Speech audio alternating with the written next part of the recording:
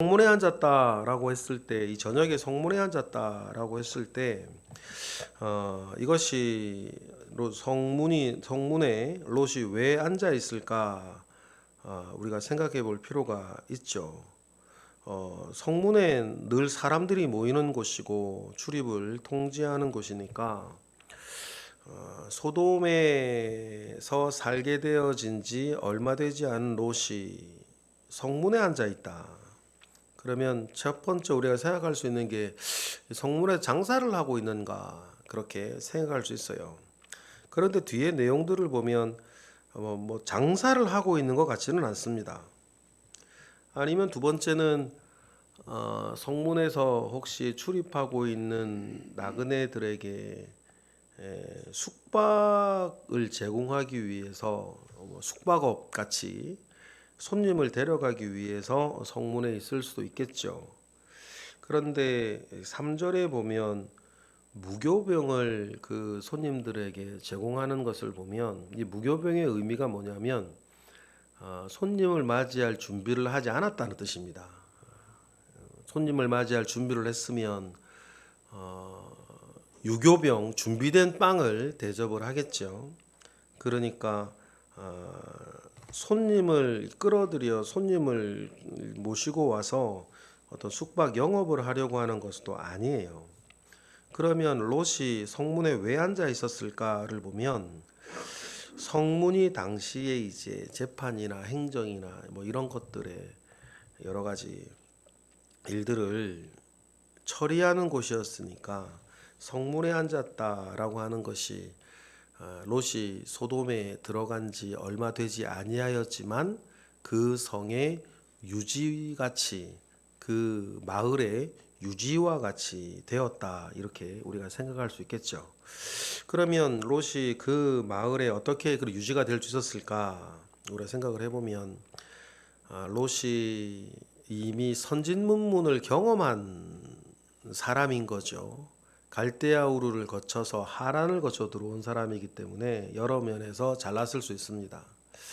그리고 두 번째 아브라함과 함께 살고 있을 때 이미 롯도 부자가 돼 있었어요. 그러니까 부자였기에 그렇게 되어 있을 수도 있고 또 생각을 해보면 왕이 전쟁에서 져서 사람들과 모든 물건들을 빼앗겼는데 아브라함이 찾아주었단 말이죠. 그러면 삼촌인 아브라함의 후광으로 뭐 그렇게 되어질 수도 있습니다. 그래서 이렇게 롯이 그 마을에 그 성의 유지로 성문에 앉아 있게 되는데 롯이 마치 그 어두운 밤에 켜놓은 등불 하나처럼 무자비하고 나그네에게 아무도 신경을 쓰지 아니하는 그때에 롯이 그 다른 삶의 모습을 다른 인격을 2절에 보여주죠. 들어오는 두 사람에게 절을 할 뿐만 아니라 2절 3절처럼 이야기를 합니다. 2절 3절 읽어보겠습니다. 이르되 내 주여 돌이켜 종어의 집으로 들어와 발을 씻고 주무시고 일찍이 일어나 갈 길을 가소서. 그들이 이르되 아니라 우리가 거리에서 밤을 새우리라. 롯이 간청함에 그제서야 돌이켜 그 집으로 들어오는지라. 롯이 그들을 위하여 식탁을 베풀고 무교병을 구우니 그들이 먹는 거예요. 그러니까 여러분 큰 뭐 우리가 생각하는 성이라 그래서 뭐 한양이니 뭐 동네 성이니 그리 큰 뭐 사람들이 굉장히 수만 명 수천 명이 사는 마을이 아닙니다. 작은 마을 같은 거죠. 뭐 100가구 정도 모여 있는 작은 마을의 성일 것입니다.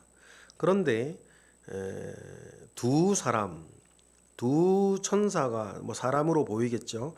사람이 들어오는데 아무도 그들에게 관심을 주지 않아요. 그들의 무자비함과 그들의 무례함이 그들이 풍성함과 평안함 가운데에서도 가난하고 어려운 사람들을 전혀 돌보지 아니하였다라고 한 에스겔의 표현과 같이 누군가가 자기 성에 들어왔는데 아무도 관심을 표하지 않습니다.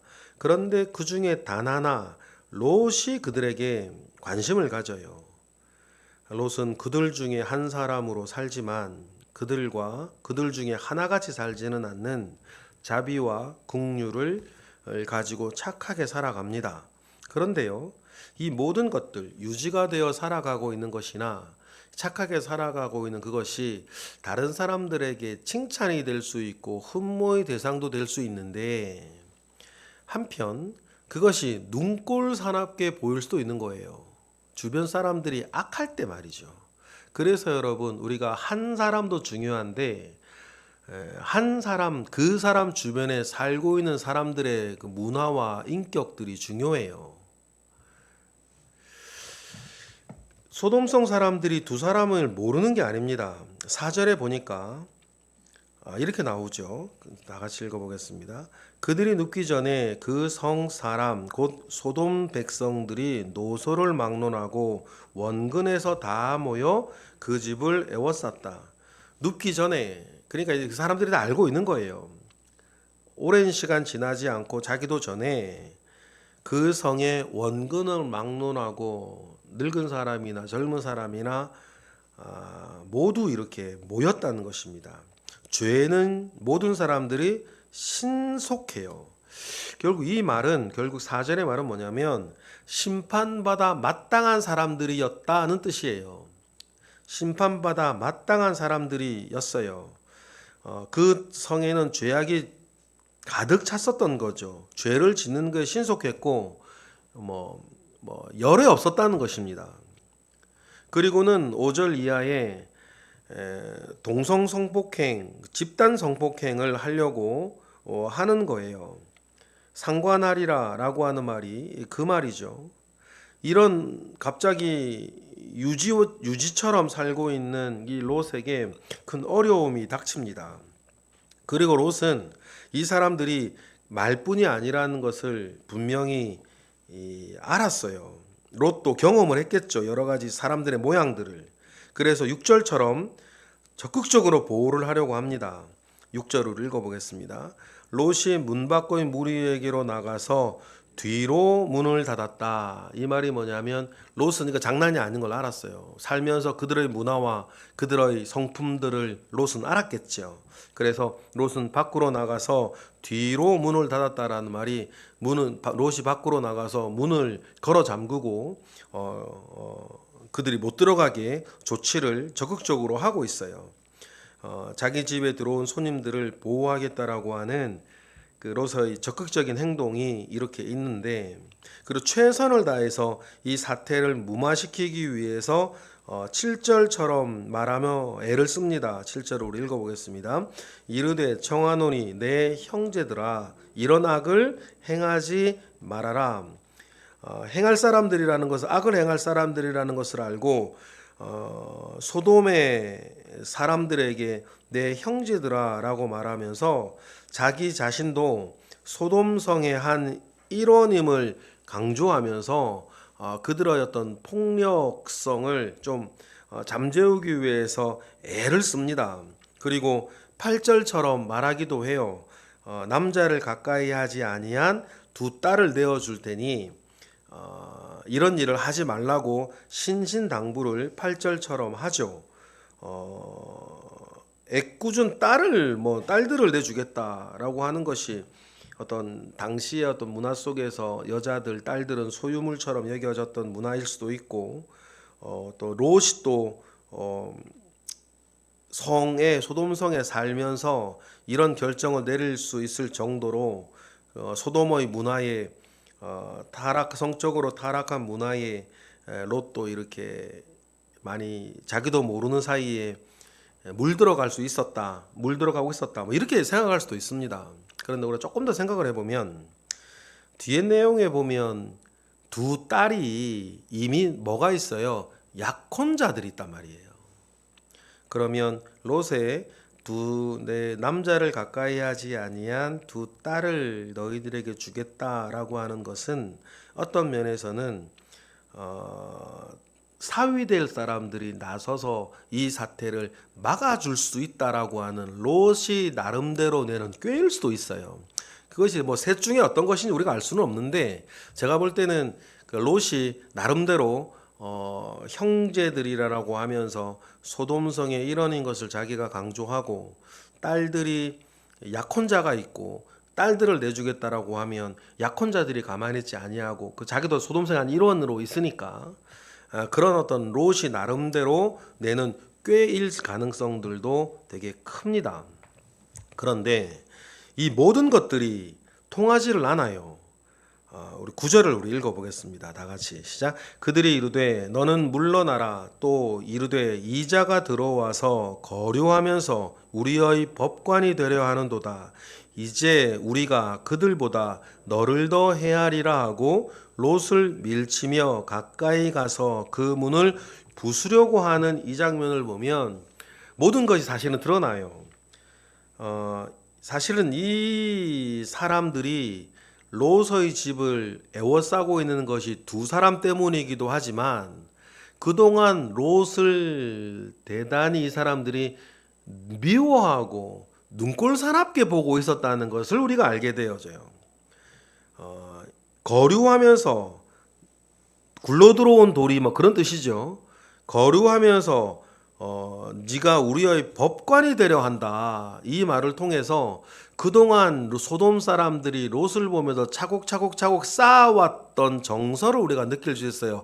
잘난 척한다. 그런 말이죠. 굴러 들어온 돌이 잘난 척하고 옳은 뭐 바른 말 하면서 뭐 이렇게 살아가는 것에 대해서 사람들이 미움을 계속 쌓아갔다는 것을 우리가 알 수 있는데, 그러면 거류하면서 우리의 법관이 되려 했다라고 하는 것은 롯이 소돔성에 살면서 소돔의 문화와 소돔성의 사람들에겐 어울리지 않게 계속해서 도덕적 훈계를 하고 윤리적 이야기를 하고 옳은 이야기하고 바른 삶을 살려고 하고 하는 것들이 소돔성 사람들한테는 뭐처럼 보였다는 건 미운 꼴이 됐다는 거예요.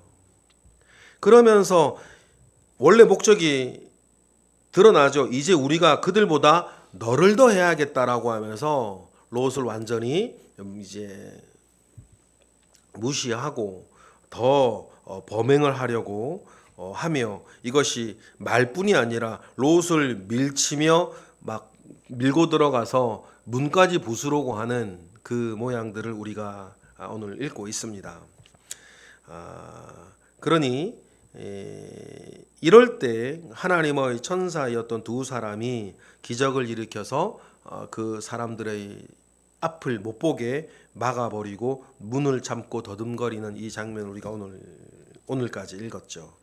이 일들을 통해서 여러분, 소돔성 사람들의 민낯이 여실하게 드러나고 있어요.